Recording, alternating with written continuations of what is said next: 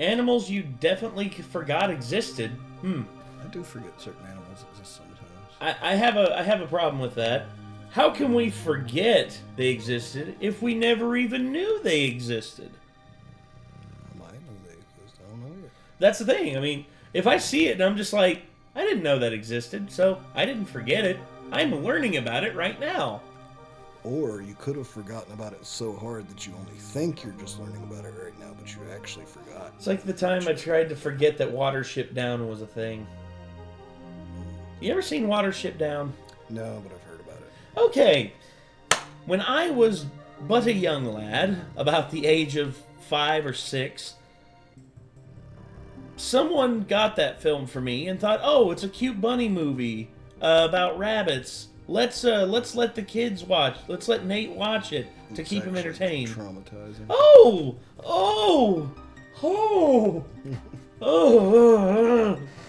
I will never, ever willingly watch that film ever again. I remembered the very moment it re-entered my synapses. I remembered this is when I was rooming with Clint. This is when I was around like 22, 23. I'm sitting there, and me and Clint were talking about like disturbing videos on the internet, and I mentioned like BME Pain Olympics and stuff like that. He's like, no, I'm not talking about like shocking stuff like that. I'm talking about stuff that you know, like you think wouldn't go well. Like, and then like we talked about like Rammstein music videos, where it's like shows demonic possessions and shit like that. It's really, really like next level shit. And then he's like, oh, I got one for you. Dude, someone did an animated music video to Marilyn Manson's Sweet Dreams.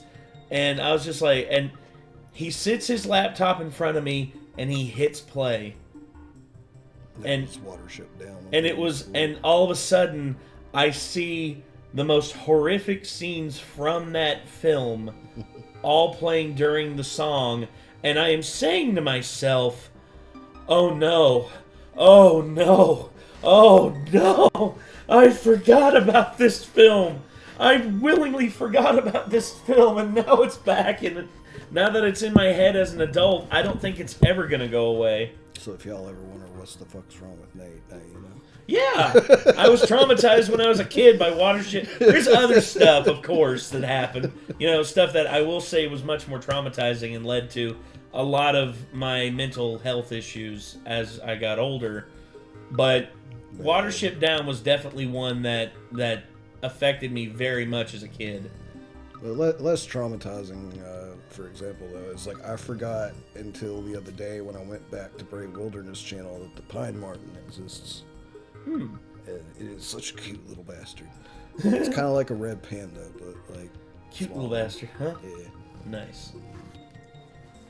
I was thinking kind of stuff like that when he mentioned animals you definitely forgot exist.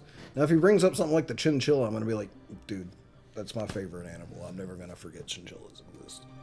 Like, scientifically fluffiest animal. Yes, and they are amazing. Stupid fluffy. It's a little fucking living cotton ball. It's amazing. and they play around in the dust. Like, yeah, the dust baths. I love it. It's so good. Anyway... Casual Geographic's got a video for us. 10 animals you definitely forgot existed. Here we go. Hi. Quick question. What do you think? I can never remember what sound it makes. I know it screams though. Hi. I got Vega. Yeah, Vega's like, what the fuck is that sound? He'll do that if you whistle too.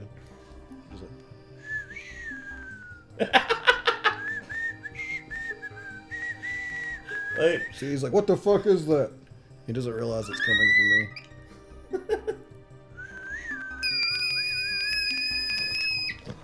oh God, Asher! Oh God, I'm so. Oh, I woke up the dog. I got Asher. I can't believe I actually got him. I dog whistled. I dog whistled Asher.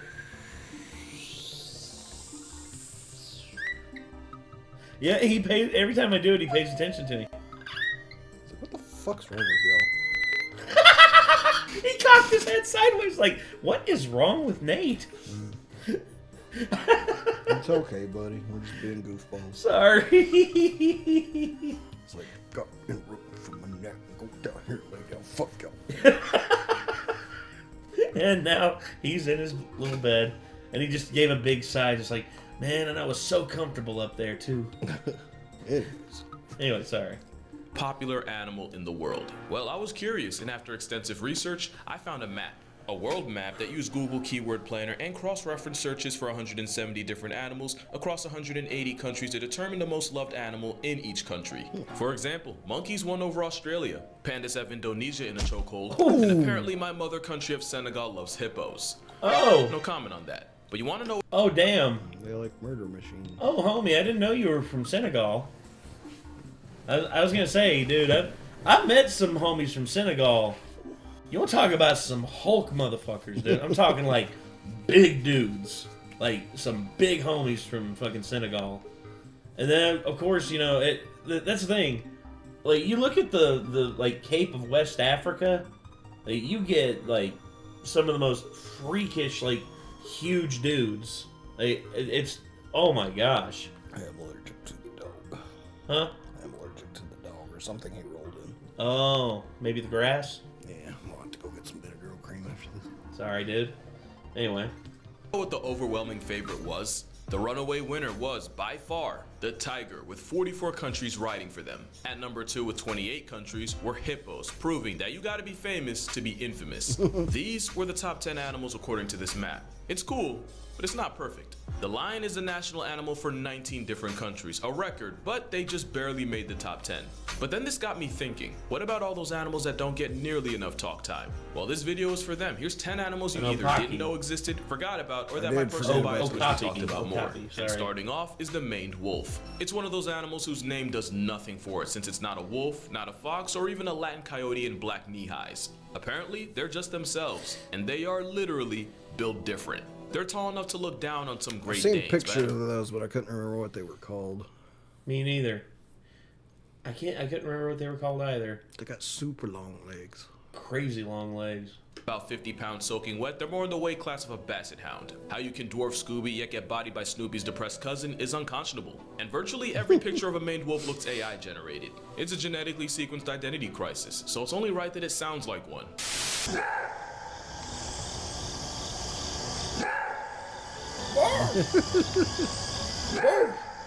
Is it a roar? Is it a bark? Is it a cry for help or the damn? It's a bork. Or it's a rark. A rourke. Rourke, yeah. Damnation of a higher being? Nobody knows. Not even him. Also, you probably heard that the maned wolf smells like Snoop Dogg's salad. This is 100% true. In fact, they've even gotten some zoos raided by police looking for cannabis. But all they found was a canned mid-piss. If the canine family had a cookout, this ginger still puppy would be the one pulling up with veggie burgers. Most of a maned wolf's grocery list includes fruits and veggies, with Lobera, aka the wolf's apple, getting its name from this portrait mode fox constantly eating it. They also made history as the first wild animal to be successfully treated through stem cell therapy after one got hit by a truck. All in all, I think they're pretty cool. I'd call them a dog that can't dog, but that's more accurate for the raccoon dog, another animal you probably forgot existed. Most people know about them from two things: the Tanuki suit from Mario, and their role in Japanese mythology as the Bakedanuki. And due to certain aspects of that myth and the fact that I'd like to stay monetized, that's all I'm gonna say about them. Because unlike them, I know what he's talking about. Oh yeah, you should see the ones from Neo, man. Yeah. They literally carry it on top of their head. Mm-hmm. Like, it's weird.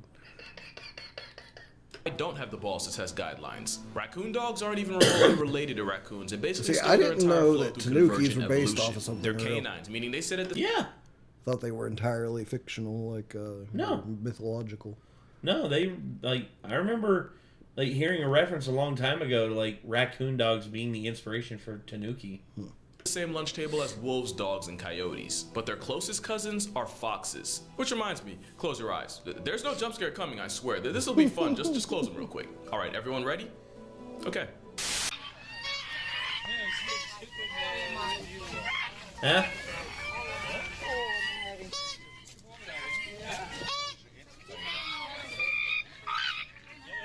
That was not the sound of two clowns with marital issues. That was what a raccoon dog roll call sounds like. Hold on. I need to see that. Damn. Wow. That was not the sound of two clowns with marital issues. That was what a raccoon dog roll call sounds like. You see what I mean by the whole dog that can't really dog properly thing? They're the only canines that hibernate.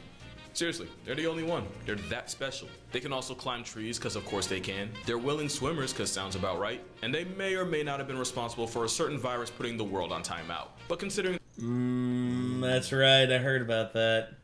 It was between them, a bat, and a pangolin. They couldn't really decide or remember who was responsible. The war crimes committed against them for Gumbo their... has stuff to say. What do you guys say, buddy? He's like, now that you do attention, I want to say it no more. I'm willing to look past it. There is no looking past this ET-looking antelope. This is a Saiga, and that is 100% unfiltered. They really do I look thought like that Star was Wars. extinct. I think maybe I've seen these before, but I can't remember. I feel like I've seen pictures of something that looks similar to this that's extinct, but I've never seen that. In the face. That sizable schnoz piece is designed to filter out the dust kicked up by a herd that used to be millions strong. It's like a built-in respirator that also makes them look like Alf's illegitimate child. I realize that's a dated reference, so here's Alf and here's a Saiga. You see it too, right? Mm-hmm. Yes. Now you might be wondering, can that nose be used to amplify mating calls and increase their chances with females who sexually select for bigger noses? And you're absolutely right, they do use their noses to amplify mating calls and increase their chances with females who sexually select for bigger noses. Cause size queens come in many forms. Yes, they do. And speaking of female validation, eligible bachelors will run fades with each other using those horns in order to gain control of a harem. Unfortunately, those horns can get them laid and laid to rest, since Saigas have been victims of poaching, and that and disease and habitat loss nearly has this Narnia goat's entire population in the gulag. Today, they're critically endangered and found only one place in the world, in the dry grasslands and semi-deserts of Central Asia. But that's too depressing, so here's a baby Saiga. Now here's two baby Saigas. But you want to know what's even more depressing? There's a good percentage of the population that doesn't realize that narwhals are real. Yeah. We didn't make those up. They really do be. Yeah. You didn't know that? I didn't know people didn't believe in them. I thought you were one of the ones who said that didn't know that narwhals existed. Oh, no. Like, obviously. Dude, narwhals are amazing. Yeah. Narwhals swimming in the I ocean. guess people just see unicorn horn and think mythological. I guess. It's like, no, there's actually unicorn whales. Like, they're a thing. They got that kick-ass facial, huh? Be out here swimming in the ocean, causing a commotion, because they're just so awesome. Yes! It's an aquatic unicorn, except that horn Just is don't actually let a 'em giant touch our inside-out bones. tooth Yeah, it's a giant tooth. I knew it was a tooth. with millions of nerve endings. We used to think that narwhals use this single tooth overbite for violence, but with how sensitive it is, it's much more likely that it just tells the whale about the world around it, similar to cat whiskers. Also, that tooth is flexible and they can bend it a foot in any direction, and I didn't even know that until this video. One reason we don't know more about them is because narwhals are painfully shy introverts that can legitimately get flatlined by panic attacks. When narwhals get pressed or stressed, their heart rates will slow all the way down to 3 to 4 beats a minute. A slow heart rate is great for swimming in ice water all day, but a heart deciding to work part-time while you're fighting for your life is a good way to see the gates. And with a crippling fear of people, human interaction can The put music nature's he's anxiety playing right now, that's Hollow Knight. I was going to say, that's so familiar. I've heard that recently. That's Hollow Knight. The music that he's playing in the background. on life support. But even this high-strung struggle cetacean has an unlikely friend. In 2016, scientists noticed a male narwhal traveling with a pod of beluga whales. And ever since then, they've watched him run with the belugas like he was one of their own. But there's a good chance this is more than just a friend situation, because Narluga isn't a ship name. It's the result of a beluga and a narwhal hooking up and creating a hybrid. Holy shit. Which they can do, since somehow an eternal extrovert and a whale with a literal self-destruct setting for social interaction are related. Speaking of related, you know how I said the main wolf isn't actually a wolf or a fox? Well, I can give you 100 tries. You'll never guess this deer dog's closest canine cousin. Yeah. And that's because it's an animal a lot of y'all probably didn't even know existed. And that would be the South American bush dog. Even though they look like that beam of 5'11" versus 6 foot. We all have that brother. Look at him snarl. He's like, I'm mean. He kind of reminds me of a badger or a Yeah, Tasmanian devil. He kind of does. He's cute. I'd like to pet him if he wouldn't bite my fingers off. Sister or cousin we swear stole height from us. Evidently, the maned wolf took all the legs in the family and turned the bush dog into an ankle biter. I can only make this joke so many times, but if you took one look at them and thought they were a wolverine or an undercooked bear or even a really confused Tasmanian devil, nobody would blame you. Especially since for a while, we thought this weasel beagle went extinct. It took a few years for us to realize they didn't get discontinued and even longer to put them in the canine club. Bush dogs live in packs and they're kind of like the African wild dogs of the Amazon, but instead of running prey down on land, bush dogs would rather ambush ops in water, which they're really good at thanks to webbed feet, their ability to dive, but most importantly, the power of friendship. They usually go for small rodents, birds, lizards, and the occasional capybara. But bush dogs have been on record murking a tapir after chasing it around for hours. The same tapir that can weigh about 2 prime shacks at nearly 700 pounds. Yeah, the power of friendship. Finding one bush dog, let alone a whole pack, is better in the level difficulty. If you walking through the jungle and smell salad, you might just get lucky, because the scent signature they mark their territory with gives a strong impression of vinegar. But since they can fold a That technique for peeing on the tree. It'd be like me. Straight up doing a handstand. I don't want to try it because I'm afraid of spill damage. Oh yeah, you're going to end up peeing on your beer. Yeah, exactly. That wouldn't be several hundred that pound wouldn't be too good. Now, luck might not be the right word. You need more than luck to catch this cat. The clouded leopard is so secretive and so introverted that we honestly don't know a whole lot about them. We do know that they easily earn gold medal for tree Just like chilling, like, what's up, girl? How you doing? climbing. Even for a cat, they can rotate their ankles 180 degrees, which means unlike most other cats, clouded leopards can climb down a tree head first. They'll even cross a branch upside down for no other reason but to flex. In fact, their entire existence is a flex. It's widely believed that this overcast kitty diverged from the common ancestor of the pantheran cats up to 9 million years ago. Not only does that make them the most ancient species of cat alive today, it also makes them a living fossil. You see, on the left is the skull of a clouded leopard, and on the right is the headpiece of Smilodon, aka a prehistoric predator of the saber-toothed variety. In fact, clouded leopards often get called the modern-day saber-tooth because they have the longest canine teeth of any cat relative to body size. That's longer than lions, tigers, and even the Cayman's paralysis demon, the jaguar. Also, despite its name, it's not technically a leopard, and while you could call it the smallest of big cats, scientists widely believe that the clouded leopard is actually the link between big cats and small cats. Big cats referring to lions, tigers, jaguars, leopards, and snow leopards, which also aren't even real leopards either, and small cats being the rest, like cheetahs, pumas, ocelots, and of course domestic cats. Also, it's not really a size thing, it's more like big cats can roar but can't purr, and small cats can purr but can't roar. Clouded leopards can't do either, instead they do this. Oh.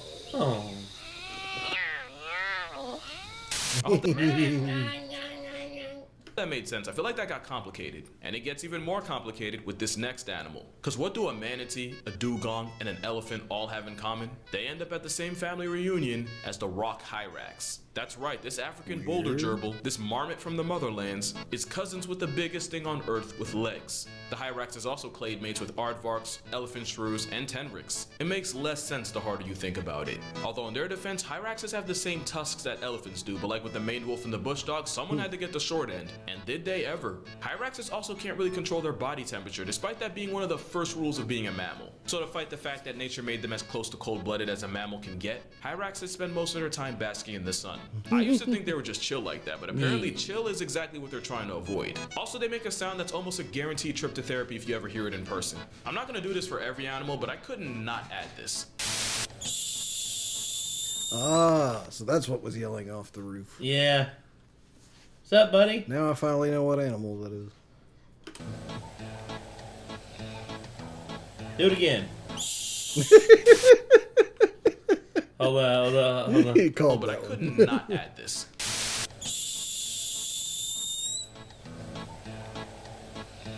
Do the roar. Tea's done.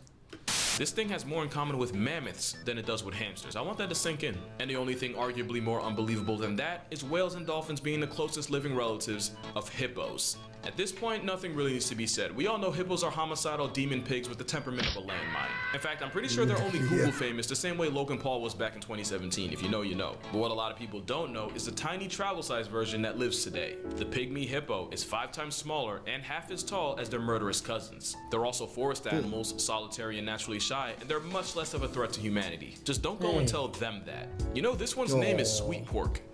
I'm not even making that up. Like basically every other animal, they can be on demon timing if you push them enough. But clearly the aquatic oppression horse stole all their ill will, because no shot could you slap one dead in the face and not end up dead with no trace. Huh. Well, I'm not afraid to admit when I'm wrong. Now, you've definitely heard of this next animal before. It's just that the last time you probably did. Oh, yeah.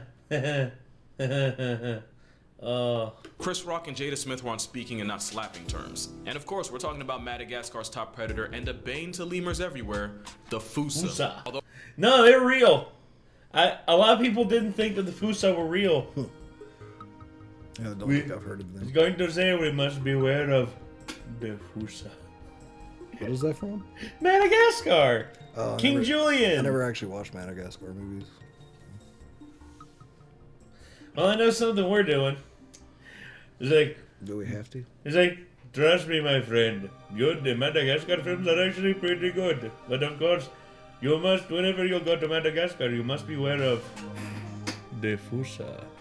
I was just never super interested in them. They're funny. And they get better. That's the thing. I thought that the first one was good and the second one was going to be worse. No, second one was even better. And then I thought, oh, the third one, there's no way it can get any better. Nope, third one was even better.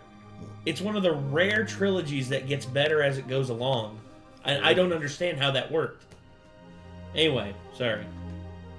Though with its spelling, I'm pretty sure it's actually Fossa, but the day I pronounce it like that is the day I lay my childhood to rest. The Fusa is pretty much a Madagascar mongoose. And if you know how psychotic mongoose are, you'll understand why the lemur population treated them like terrorists. But one thing I never realized because of the movie is they're not that much bigger than the lemurs they eat. And they have the same flexible exorcist ankles as the clouded leopard, meaning trees are pretty much their home court, especially since they have tails longer than a Monday to keep balance. Fusas also have... Hello there, my friend. Are you going to come down here and try and eat me today?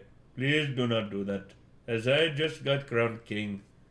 I'm gonna say interesting mating practices, and once again I want to stay monetized, so I'm not gonna step in that minefield. Just know that if you follow a female Fusa long enough, you might not hear the choo-choo, but you will see a train. And while it's usually lemurs taking the L, as apex predators, this monkey cat murks anything that doesn't cook them first. Sometimes they'll even work together, with one climbing a tree to scare prey onto the ground, where the partner can retire their will to live. Like not bad. Also, I know you see that flex, but there's no bigger flex than this next animal soloing the US Navy. Back in the 70s, U.S. nuclear submarines were forced to fall back after they took damage to the rubber neoprene layer covering the sensitive sonar domes. This compromised their navigation, and at first people were rushing to the conclusion that the commies had gotten one over on them. What actually happened was that out of the over 500 species of sharks, the U.S. Navy managed to get griefed by one of the smallest. The cookie cutter shark is only about 1.5 feet, and these giant killers feed on some of the biggest animals in history for a living. They got their name because this parasite...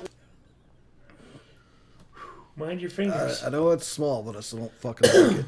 Will swim up to a whale and then use its jaws to slice out a perfectly circle-shaped piece of flesh. It doesn't kill them, but the sea hickey it leaves behind is for life. It's like a parasite tramp stamp. And it's not just whales, anything from seals to killer whales to even other sharks can get it. On rare occasions, even some humans find out the bitey way. In the 80s, up to 30 US submarines allegedly took damage from the cookie cutter's dental, to the point where the only solution was a fiberglass coating. We always talk about great whites, tiger sharks, bull sharks, but none of them can say they successfully committed hit and runs on a superpower's navy, and with a resume like that, they definitely deserve to get talked about more. But yeah, that's gonna do it for this video. If you learned something from this video, kindly consider checking out my cookie book, cutter 100 sharks may Animals be That Can small, Effing but End they You. still Link in the description terrify me. if you're interested. Yeah. The idea of something taking a fucking chunk out of you like that. I mean, horrible. I mean, look, I have a small hole here in my arm from where I got bit by a brown recluse. It's about the size of the tip of my pinky. Now, imagine something the size of, like, the palm of my hand just missing. Yeah, it's not quite that big, I don't think, but, like, still, like... It's like, imagine if it got you, like, on a muscle or something, you know, and just took part of your muscle. Yeah, if it got me, like, here on my bicep and just like, next thing you know, my bicep had a dip in it. Or just like the bull shark that ate the guy's fucking calf like a chicken leg, you know, if they just bit you like right there and just took part of that. You know? Yeah, or like, awful. or if they bit off my ass cheek. Yeah. That, I was gonna say, like, then my ass would be uneven. Then it'd be like one of my ass cheeks has got a flat tire. Jesus. Interested. And if you knew all 10 of these animals already, you have my respect. Drink water, get sun, I hug did your not. moms. I'm gonna see y'all in the next one. I did not know all 10 animals. You got 500,000 people that love yours. Wow. Think about that. You're so cute. Yeah. See, you got 500,000 people that love you. Yeah. Say thank you. Oh, That's adorable. that is so adorable, man. I love that. Aw, I want to pet one now. Yeah, I know. I'm gonna leave a like on that, and be like, I didn't. Cookie cutter sharks are unique amongst the deep sea monstrosities in that they have actually physically harmed humans as opposed to just mentally. Says Mr. This Guy 21700. Yeah. Yep. Fuck those.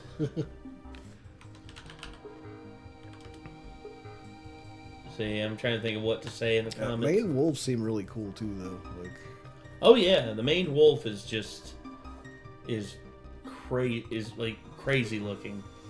I want to pet one of those, and I want to pet cloud leopard. Yes, I do too. And I want to Although, pet the obviously, little I'm not gonna have South wild American animals to dog pet, too. I forget the little South American mini dog. I'd love to pet one of those if it didn't bite my finger off. I would never get a wild animal as a pet because that's just not No, great. that you are asking for trouble. Yeah, it's not. I wouldn't great. even get a feral cat as a pet, dude. No, not at all. But I Oh, can man. dream. You always dream about a man having a can cloud dream. leopard as a pet. Yes.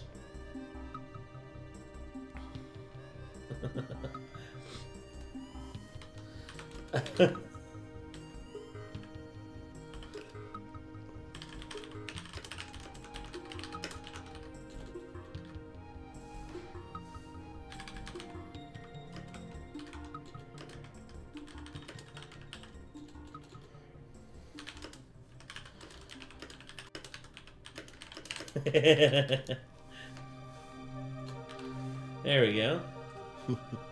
That's my that's my comment there. So see if y'all can find it. See if y'all can find find my comment down below in the comment section of the original video, which is linked in the description, as well as Casual Geographic is linked in the title of the video.